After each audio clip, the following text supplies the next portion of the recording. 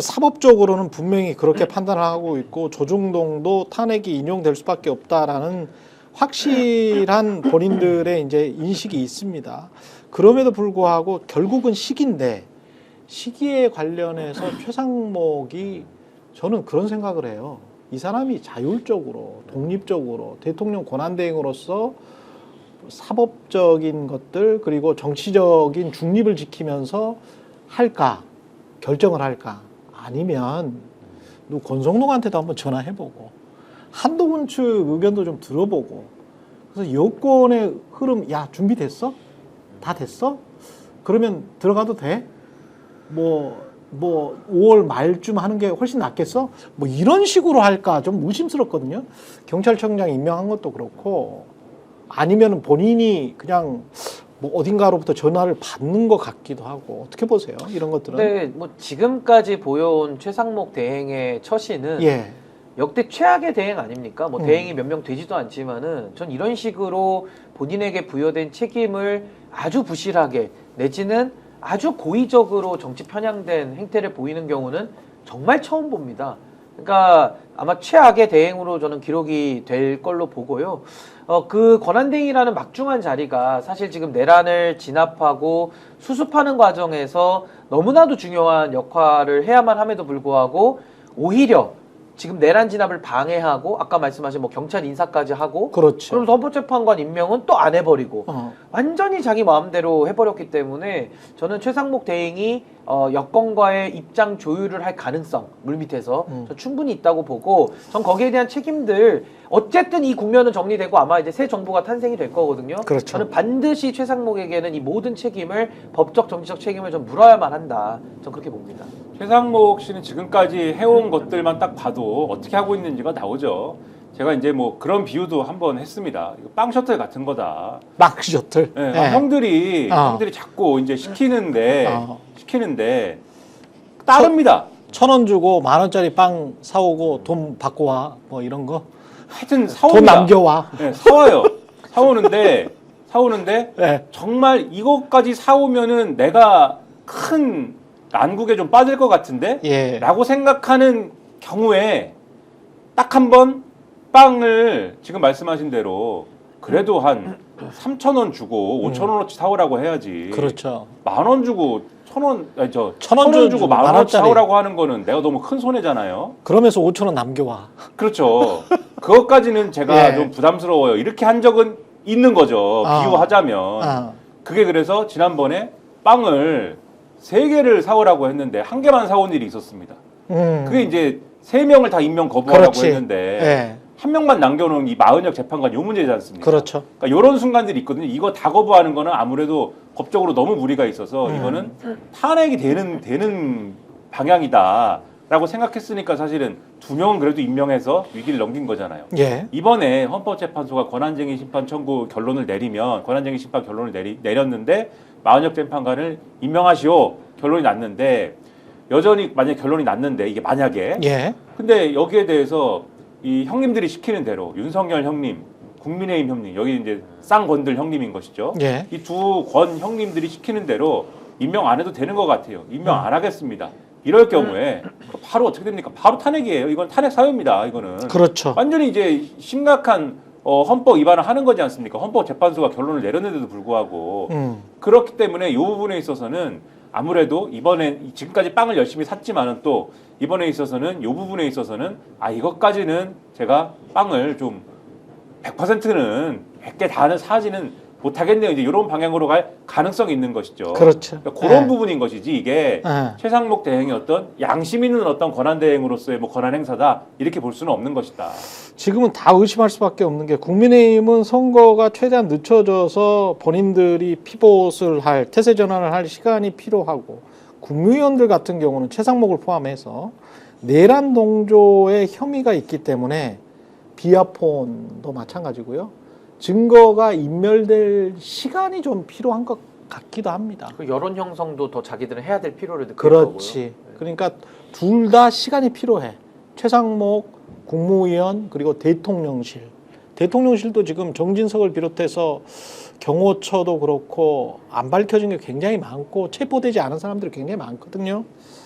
그렇게 생각을 해보면 둘 간의 윤석열 정부와 집권 여당인 국민의힘의 이익이 일치한다. 그러니까 쉽게 말해서 당정일체 상황이에요. 그렇습니다. 똑같은 상황인데 시간을 벌어야 된다 우리는. 그렇죠. 근데 제가 얘기하고 싶은 건 뭐냐면 그건 본인들 개인의 이익이고 그렇죠. 이 나라를 생각했을 때 내란이라는 혐의를 통해서 나라를 쑥대밭 만든 자들이 수습까지 방해한다? 아 이건 진짜 패 죽이고 싶은 심정이 들 거야 아마 그렇지. 그분들이. 예. 그러니까 이거 정말 개인적인 심정이야 왜 이해를 못 하겠습니까? 뭐 죄를 졌으면 뭐 숨고 싶고 지연시키고 싶겠죠. 근데 지금은 공인들 아닙니까? 그리고 국가에서 권한을 줬던 사람들이고 뭐 국회에 있는 사람들이 현직 의원들이고 이 자들은 무엇보다도 국가 이익을 우선하라고 되어 있는 사람들이에요. 그렇기 위해서 그 자리에 간 건데 막상 왔더니 아 우리 이익, 우리 정파 이익, 개인의 이익 여기에 잡혀가지고 그렇죠. 아무것도 안 한다? 정말 나라가 무너집니다. 그리고 나라가 더 위태로워지고요. 저는 이거는 국민들의 이름으로 저는 완전히 손절하고 이번 기회에 저는 반드시 이런 나쁜 행태들 좀 반드시 정리해야 된다고 봅니다. 그리고 피벗을 해야 된다 이렇게 말씀하셨지만 당연히 그렇게 해야 되는 어제도 말씀드렸는데 당연히 그렇게 해야 되는 것인데 그러려면은 이자들이 스스로 당을 해체를 일단 해야 됩니다. 해체에 준하는 뭔가를 해야 됩니다. 당 이름 또 바꿔야 되는구나. 국민의힘에서 또. 당 이름만 바꾸는 정도가 아니고 당원 당규까지 완전히 새로 예. 리셋을 해야 됩니다. 그렇지 않으면은 룰이 그대로 갈 거지 않습니까? 그렇죠, 이거 그렇죠. 룰을 그냥 바꿀 수가 없을 거거든요. 그렇죠. 무슨 그럴듯한 명분을 가지고 바꿔야 할 텐데 그러네요. 그냥 바꾸면 얼마나 논란이 크겠습니까? 그러니까 뭔가 명분을 갖고 바꾸려면 자 이제 당을 그냥 다 때려부시고 다시 합시다. 다시 만듭시다. 우리는 버림받았습니다. 대통령 탄핵도 인용이 되고 안 됩니다. 뭐 이렇게 가야 될 건데 지금 근데 그것도 대단히 어려울 거예요. 지금까지 해놓은 게 있기 어렵지. 때문에. 다 중진들의 이익인데 그게. 그렇죠. 그러면은 이게 어떻게 되느냐? 각 대권 주자들이 경선을 치러야 됩니다. 그리고 지금의 룰대로 경선을 치르려고 그러면은 지금 들어와 있는 이 국민의힘에 다소 극화되어 있는 이 당원들의 입맛에 맞는 방식으로 경선을 치러야 되기 때문에 피벗이 상당히 어렵습니다. 그러네. 어려운 상황으로 그래서 이 피벗이 어려운 상황이 원래 우리의 상식대로 하면은 윤석열의 이 파면과 동시에 이 상황이 끝나야 되는데 경선을 치러야 된다는 조건이 같이 엮이면서 이 상황이 더 장기화됩니다. 그러면은 이 시간이 길어지면 길어질수록 이 계속 달리고 있는 이 가속도가 계속 붙는 것이기 때문에 그렇지. 피벗을 해야 될 때 그 방향을 바꿀 수가 없죠. 그냥 이 무리해서 바꾸면 연골이 나갑니다. 그렇죠, 그렇죠. 그러면은 이것은 어려운 과제가 되기 때문에 더더욱 이 수렁에 빠질 수밖에 없는 것이다. 그러니까 저는 이번이 참 저는 재밌는 현상으로 보는데 제가 작년에 보수의 종말이라는 책을 쓰지 않았습니까? 그랬죠. 요 상황을 뭐 예언서야. 미리 예견하고 썼다라면 안 믿으시겠지만 예언서야. 아 예언을 한 거죠. 아니 근데 네. 알고리즘적으로 이렇게 갈 수밖에 직업을 없다고 바꾸세요. 제가 예언자. 예. 뭐 저도 어디 뭐 내려가서 뭐 하나 차려야 되나? 아니죠. 예. 이게 보수의 예언자. 토종 비결 뭐 이런 거. 아니 근데 그게 왜 그러냐면 이게 보십시오. 호랑이 등에 타서 달리고 있습니다. 아, 그럼 내리기가 더 어렵죠. 그냥 그렇죠. 호랑이가 안 달리고 있어도 그 위에 올라타면 무서워서 내리기 어려워요. 그렇죠. 겁먹으니까. 근데 호랑이가 위에 탔는데 달리고 있어요. 그럼 못 내리죠. 지금 국민의힘은 딱 그 상황에 걸려 있는 겁니다. 딱 걸려 있는 상황인데 저는 지금까지 우리 정치사를 한 20년만 우리가 끌어다 봐도요. 어떤 정치 세력이든 큰 잘못도 하고 또 작은 잘못도 하고 계속 부침있게 엎치락뒤치락 주류가 비주류, 비주류, 주류 이렇게 해왔어요. 그러니까 정치가 살아 있었던 거죠. 근데 이번에는요 너무 기현상인 게 과거에도 패족이란 말 많이 붙였거든요. 아, 그랬다. 패족 많았어요. 그랬다. 그럼 보통 패족들의 행태는 뭐였냐면 네. 다 상복 입고 나와서 심지어 자유한국당도 그랬습니다. 검은색 상복 붙여놓고 무릎 꿇고 연기라도 우리가 잘못했으니까 죽여주세요 라고 했거든요. 천막 당사도 했었었잖아요 옛날에 박근혜 대통령 예. 패족했죠. 그랬죠. 그때 대선 자금 차떼기. 예. 내지는 안희정 지사도 우리 패족이다. 맞다. 노무현 정권 이후에 패족 선언을 했어요. 맞아. 근데 그러면서 정치라는 게 참 신기하게도 국민들이 의지를 가지고 집단지성이 모여서 이 세력도 썼다가 저 세력도 썼다가 이렇게 온 거거든요. 근데 이번에는 너무 이거 저는 신기한 장면이라 처음 겪는 우리가 일인데 패족 중에 패족인 인간들이 나와가지고 패족이라고 규정하는 사람들을 향해서 잘못이 있다라고 꾸짖고 있어요. 그러니까 적반하장의 극단을 보고 있는 거죠. 그러니까 국민들이 지금은 말을 안 하고 싶어서 안 하는 게 아니라 말 섞기 싫어서 안 섞는 거거든요. 너무 짜증나서.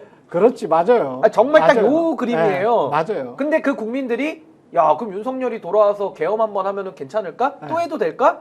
미쳤죠. 예. 말도 안 되는 거죠. 그러니까 이 상황에서 국민의힘은 상황 판단 능력이 떨어지든 아니면 상황은 잘 판단했지만 욕망이 더 커서 호랑이 등에서 안 내리든 그건 자기들 사정이고 어쨌든 이런 초식은 처음 본단 말입니다. 이런 초식 처음 봐요. 저는 이런 초식은 처음 본다. 민주주의 국가에서 처음 봅니다. 계엄 예. 이후에 계엄도 처음 봤지만 그렇죠. 그래서 저는 처음이 지금 겪어지는 이 맞물려 있는 단계로 이제 대선을 치르기 때문에 한번 두고 보십시오. 제가 또 한 번 예언을 하자면 국민들께서 안심하시는 대로 결론은 날 겁니다. 결국 국민들이 정리를 그렇지. 하니까요. 예. 근데 저자들 지금 이 호랑이 등에 올라타서 끝까지 자기 사리사욕에 막 매여서 국가를 망가뜨리고 있는 세력들은요 영원히 정계에서 전 퇴출될 거라고 봅니다. 대출돼야죠. 요게 이제 이번에 저는 관전 포인트라고 봐요. 당위적으로는 영국 대출돼야 패족, 됩니다. 영국 예. 자들은 패족이 아니고 폐품이 된다. 폐품. 폐품이 된다. 사람인 것도 아니죠. 그러니까 족발 아니에요?